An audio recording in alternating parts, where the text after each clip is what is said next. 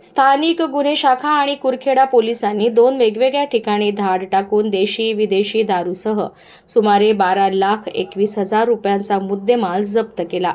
रंगपंचमीच्या पार्श्वभूमीवर पोलिसांनी केलेल्या कारवाईमुळे अवैध दारू विक्रेत्यांचे धाबे दणाणले आहे.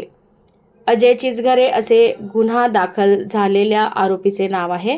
अजय चिचघरे हा आपल्या सहकाऱ्यांसह चारचाकी वाहनातून किरकोळ विक्रेत्यांना दारू पुरवठा करणार असल्याची माहिती मिळताच स्थानिक गुन्हे शाखेच्या पोलिसांनी नवरगाव येथे सापळा रचून समोरून येणाऱ्या वाहनाची तपासणी केली असता त्यात 3,16,800 रुपये किमतीच्या बिअरच्या 22 पेट्या, 15,000 रुपये किमतीच्या RS कंपनीच्या दारूच्या 100 बाटल्या, 46,000 रुपयांच्या 23 बाटल्या, 43,200 रुपयांच्या हायवर्ड बिअरच्या 6 पेट्या आणि 8 लाख रुपये किमतीचे टाटा कंपनीचे वाहन असा एकूण 12,21,000 रुपयांचा मुद्देमाल जप्त केला.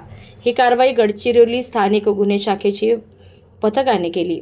या प्रकरणी पोलिसांनी अजय चिचघरेंवर गुन्हा दाखल केला. या घटनेतील 2 फरार आरोपींचा पोलीस शोध घेत आहे.